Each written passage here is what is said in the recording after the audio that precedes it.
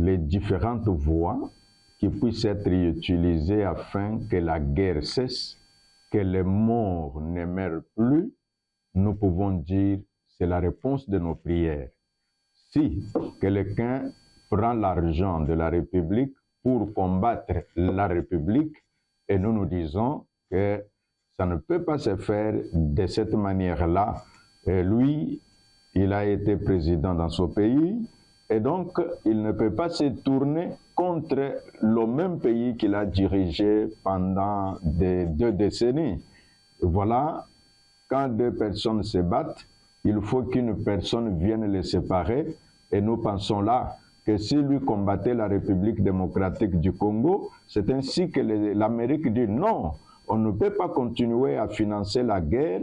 Or, financer la guerre signifie tuer les gens. On ne peut pas continuer de tuer les gens. Nous, comme enfants de Dieu, nous prions pour la paix. Si ces sanctions économiques est un moyen pour nous d'obtenir la paix, nous disons que Dieu soit loué. Nous disons aux autres de pouvoir se repentir et d'abandonner tout ce qui contribue à la déstabilisation de notre nation et partant de la région du Grand Lac. Le message au peuple de Dieu, continuons de prier jusqu'à ce que l'intégrité territoriale soit obtenue.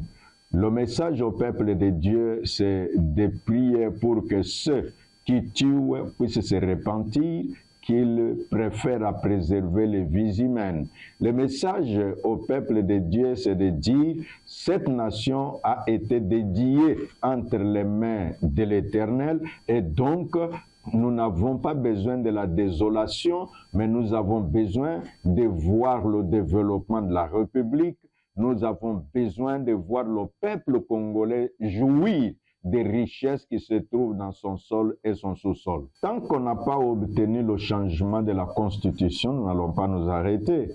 Et donc nous disons aux uns et aux autres que c'est juste notre façon de contribuer à la stabilité des institutions, c'est notre façon de contribuer de manière que le peuple qui est le souverain primaire ait une voix. Et donc nous, en tant que leaders religieux, nous aimerions que la population congolaise puisse contribuer à son bonheur, que la population congolaise ait des lois qui permettent que la souveraineté ne puisse pas être distribuée, comme dit un des articles, qu'on peut céder une partie de sa souveraineté. Aucun État au monde ne peut de lui-même l'État dire « oui, oui, nous sommes d'accord que nous pouvons céder une partie de notre souveraineté. » Encore, si vous avez cédé une partie de la souveraineté, mais c'est la souveraineté qui est partie.